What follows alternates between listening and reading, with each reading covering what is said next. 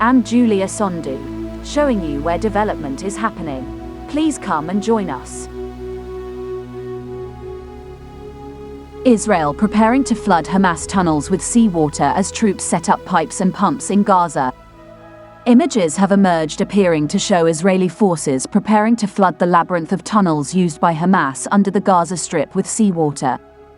Israel is said to have completed installing at least 5 pumps about a mile north of the Al-Shati refugee camp that could move thousands of cubic meters of water per hour, meaning they could flood the 300-mile network of tunnels within weeks.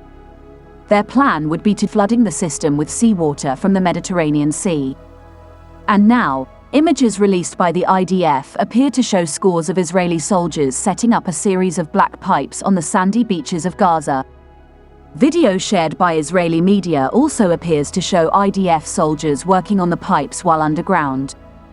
It emerged Monday that Israel has assembled a system of large pumps it could use to flood Hamas's vast network of tunnels under the Gaza Strip with seawater, according to US officials.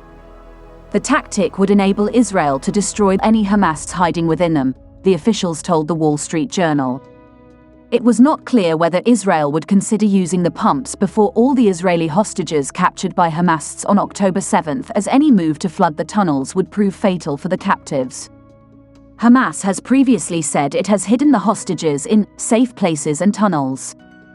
But footage shared by Israeli media appeared to show Israeli soldiers filling up pipes and working on pumps underground. And IDF Chief of Staff, Lieutenant General Herzi Halevi, appeared to confirm the report that Israel aims to flood Hamas's tunnel network, calling it a good idea. "We are seeing a lot of underground infrastructure in Gaza. We knew there would be a lot. Part of the goal is to destroy this infrastructure," Halevi said in response to a question about the report. He said, "We have various ways to deal with the tunnels. I won't talk about specifics, but they include explosives to destroy, and other means to prevent Hamas operatives from using the tunnels to harm our soldiers. Therefore, any means which give us an advantage over the enemy that uses the tunnels, deprives it of this asset, is a means that we are evaluating using. This is a good idea, but I won't comment on its specifics," Halevi added. Israel first informed the United States of the option last month, the paper said, reporting that officials did not know how close Prime Minister Benjamin Netanyahu's government was to carrying out the plan. An IDF spokesperson declined to comment on the plan to flood the tunnels but told the WSJ, "The IDF is operating to dismantle Hamas's capabilities in various ways, using different military and technological tools."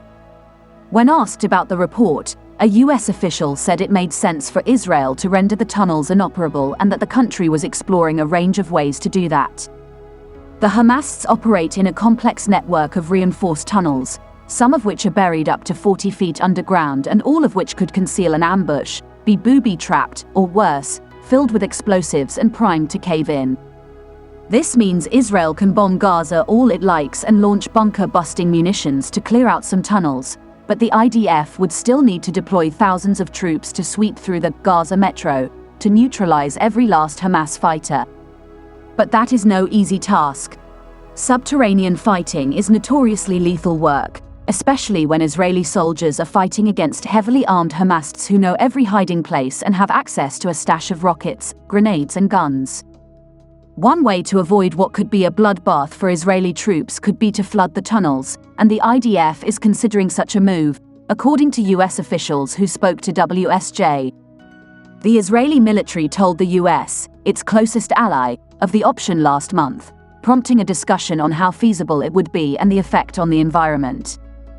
US officials said they didn't know how close Israel was to carrying out the plan, which isn't being ruled out by Israel. Whilst a mission aimed at flooding the tunnels underneath Gaza with seawater would also put the lives of the 138 hostages held captive by Hamas at risk. But it's not clear if Israel would even consider using the pumps before all the hostages are released. And on top of this, any plan to wipe out with a wall of seawater has its setbacks. The weeks-long process that it would take to fill the labyrinth of tunnels could enable Hamas gunmen to move out. "We are not sure how successful pumping will be since nobody knows the details of the tunnels and the ground around them," a person familiar with the plan said. It's impossible to know if that will be effective because we don't know how seawater will drain in tunnels no one has been in before. It comes as Israel continued to dismiss US calls to temper its ground invasion as Israeli troops began their bloody new phase of the war and pushed into Gaza's second-largest city where Hamas terrorist leaders are believed to be hiding. Israeli forces were encircling the southern city of Khan Yunis today in intense street battles in some of the fiercest combat of the two-month war. The focus of the conflict has shifted to the besieged territories south following fierce fighting and bombardment that reduced much of the north to rubble and forced nearly 2 million people to flee their homes. And despite Washington's desperate calls for Israel to prevent yet more bloodshed in Gaza and provide more aid, Israeli forces, backed by warplanes, reached the heart of Khan Yunis yesterday and surrounded the city, trapping the thousands of exhausted civilians who had fled there. The IDF aims to wipe out the Hamas leaders it believes are hiding in Khan Yunis while using innocent civilians as human shields.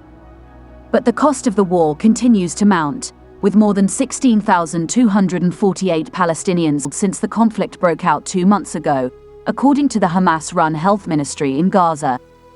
Today, Israeli tanks, troops and bulldozers encircled the southern city after what the IDF said was the most intense day of fighting since the war began. Israeli airstrikes obliterated buildings within Khan Yunis today, with the IDF claiming it had killed several Hamas commanders in a strike near the Indonesia hospital.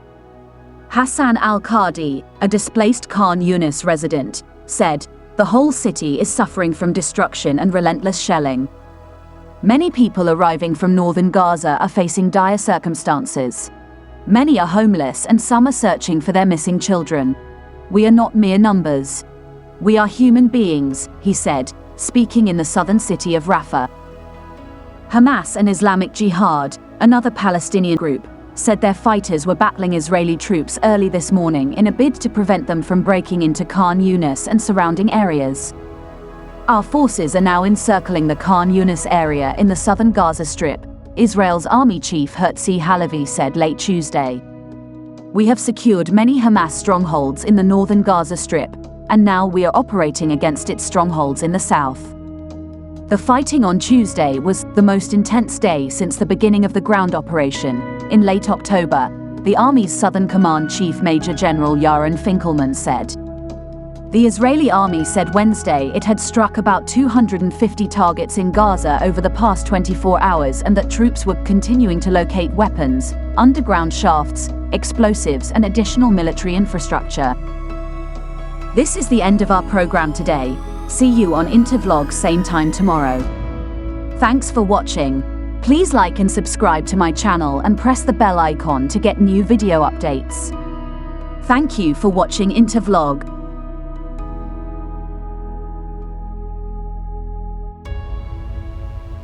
Thank you.